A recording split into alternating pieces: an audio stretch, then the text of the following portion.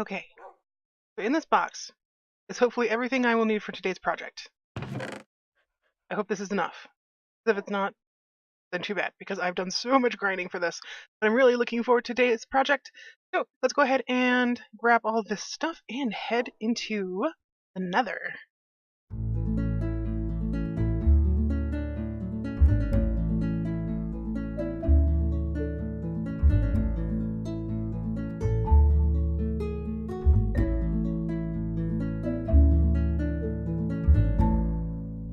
Okay, so we are in this tiny little cave in the Nether.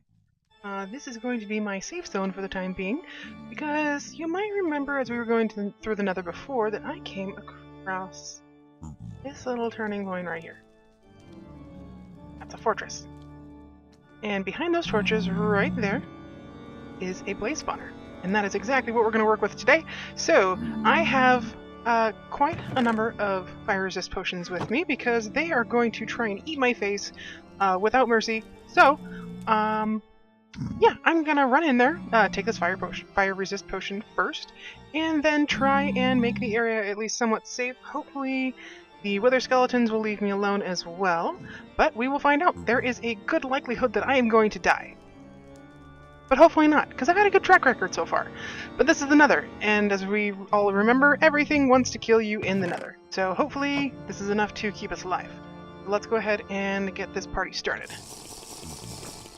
Okay, so this will protect me from the flames, but not necessarily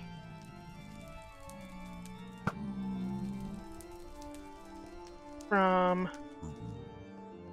Oof. Oh, this is scary. It's much scary. I want to go that way. I don't want to, but I think I'm going to. What happened to that wither skeleton? There's a small chance... Nope, he just dropped coal. Ah! No! Oh, I'm okay. Hehehe. Okay. And I also want to make it safe because underneath our feet is scary stuff. Okay, so you may be asking, why am I building a blaze farm? Well, the main reasons are that I want blaze rods, because those will not only be a good source of fuel, but also can be used in potions and other things. And also, blazes are an excellent source of XP. So we are going to... I think I'm just going to cut my way in. What I'm going to need to do is disable this spawner.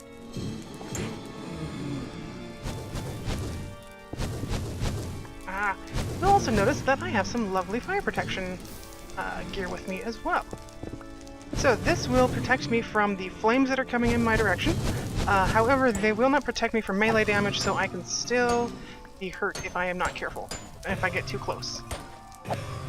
Okay, and because I want to try and keep any wither skeletons from coming up here, then I'm going to do this just for now. I'm going to need this space though. I'm going to need you to go away. Okay, so what we are going to do is, I'm just going to do smooth stone going up. This is to make sure I know where the spawner is. Eventually that's going to go away. So then what I'm going to do is I am going to dig out 4 spaces from each end of the spawner and try and make this so that it actually deactivates the spawner, so that way we can work on it without an issue. Go away. Okay, so 4 in each direction. We got 1, 2, 3. Cannot dig with a sword. I mean, I could, but it would take a lot longer. Okay, so 4. 1, 2, 3. Oh! Rude. Come on. Oof. Let me just say, I am very much looking forward to being able to kill all of these blazes, because they almost made me lose my shiny prime silk pickaxe. Alright, dudes, you're just being ridiculous. Come on. But on the plus side, I'm getting tons of blaze rods already. Okay, so I have managed to encase the entire, this 9x9x3 area in dirt, and so far I haven't had any blazes spawning. So I have moved on to the next section of creating this farm, and I have to be very careful because underneath this row of netherrack is pretty much nothing. Yeah, so that's awesome. There's another section of fortress over there, so I'm going to have to be super careful with that too. Yeah, so I'm going to go ahead and continue working on this and let you know when I get a bit more done. So now I am done with the general shape of the farm, and so now all I have to do is take care of the redstone. I thought it would be kind of fun to do sort of a blaze pattern on the sides. It's a little bit hard to do on a small scale, but I think it'll work pretty well. So this is what it's looking like from the inside. You'll be able to see kind of the blaze face over here as soon as I take the dirt out, which will not be until I am ready to start this thing up. So I'm going to get to work on the redstone and be back when that's taken care of. Okay, well, best part is I am not directly over lava. I would much rather be on solid ground, but that's okay. We will make solid ground. I also want to leave enough room so that way, in case I ever need to service this for any reason, do any updates, fix something that might be broken, I have a location from which to do that. Because if you don't leave yourself space to work, then you're going to create a lot more trouble next time you have to do that.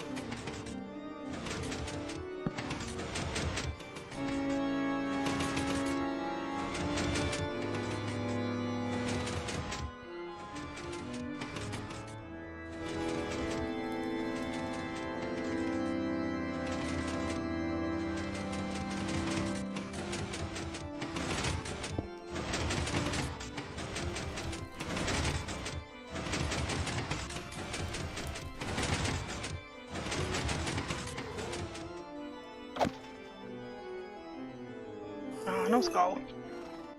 Okay, so I have finished the farm and thought that I had recorded the end of it, got my outro and everything, and turns out that didn't record. That's what I get for trying to do something late at night when being super sleepy. So anyway, yeah, so here is the farm so far. I am still working on the decorations for this outer area. I kind of want to do sort of a two-story thing so that way I can come up here and kind of watch the blazes if I want, but then also go down here and be able to kill them at will. So let's go ahead and turn this farm on, and we will show you how it works. Well, I mean, we've already kind of seen, but we now get to see it in action. So we got our blazes spawning up top. The redstone is working nice and efficiently. Oh, we got some more coming down. They're attracted to the solid blocks, which is the melons, and then the slime blocks will push them into the center, and then this one in the back pushes them forward. Eventually. Well, when they get more in there, then they'll push each other out. Then we come down here, and I can either whack them with my sword, or I can do it the easy way. Wait a little bit, make sure nothing else comes down here while that's happening.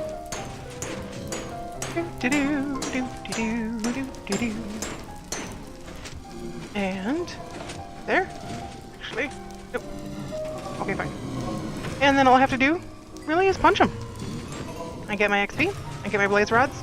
Oh, that's the other thing that I need to remember to do. I wonder if I have enough iron to do that. Come on. Ah. Okay. Well, I'm gonna have to work on a slightly more efficient way of being able to kill these things because they're just slightly out of reach at this point in time.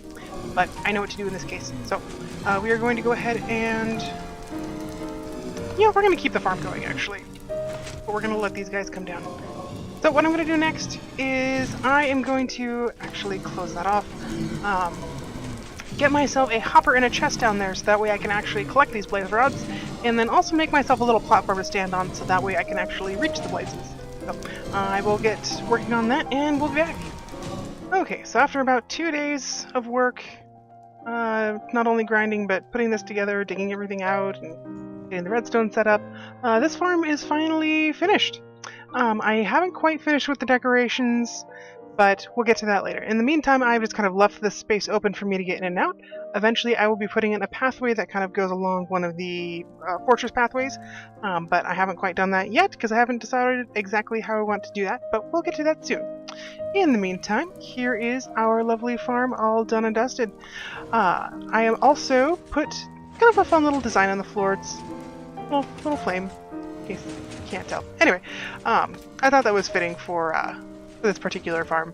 There's glass on the floor, so that way absolutely nothing can spawn. So not only do I not have to worry about wither skeletons or blazes and the like, but I also don't have to worry about having zombie pigmen pushing me around all the time. So, yay! And through the course of decorating all of this, I have managed to get almost 12 stacks of blaze rods. So that's going to do me for quite some time. In the meantime, let's go ahead and turn the farm off. And I will go ahead and show you basically how it works. Let's see if I can remember how to get down there.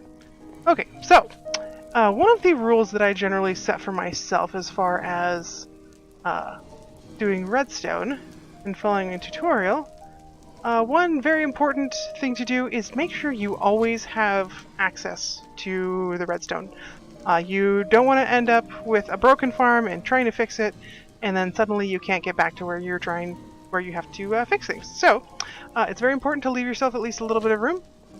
So let me go ahead and just kind of show you the redstone a little bit, if I can jump. Thank you.